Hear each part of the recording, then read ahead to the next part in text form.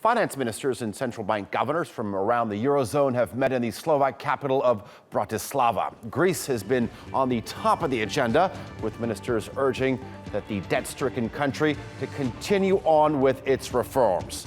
Pierre Moscovici, the European Commissioner for Economic and Financial Affairs, said Greece has only met 2 of the financial milestones so far, and that plenty more work needs to be done. All right, for more on this now, we're joined by Jack Parrock, who's in Brussels. Jack, from the looks of it, EU finance ministers are still very concerned about Greece, aren't they? They are indeed, and what we heard from the president of the Eurogroup, this group of the 19 Eurozone finance ministers, was essentially that Greece needs to speed up the implementation of the reforms that it agreed to under this 86 billion euro bailout programme that you'll remember was signed last year after a series of crisis talks here in Brussels, back and forths with the new Syriza government.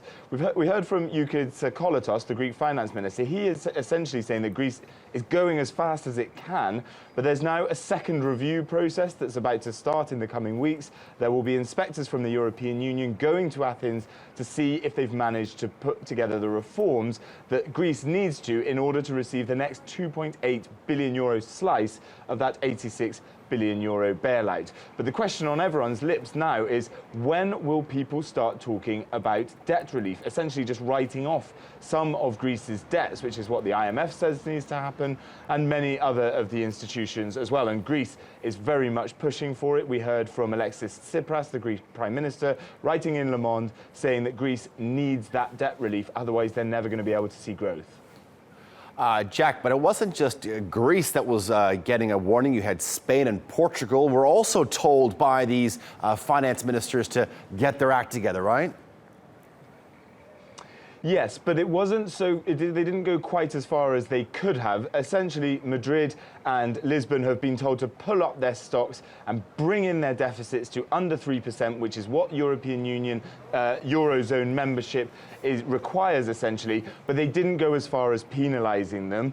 Some are saying that they're probably trying to be a little bit more flexible with some of these issues. We hear a lot about how Brussels and Berlin is pushing financial pressures on those southern European countries. And also today, it's important to remember that there is a meeting going on in Athens between 6 southern Mediterranean EU states, and they're talking about basically clubbing together to come and stand up to the austerity agenda, essentially, that is being pushed from Berlin. So that's maybe why there wasn't so much pressure on Madrid and Lisbon. All right, Jack Parrock reporting for us in Brussels. Thank you.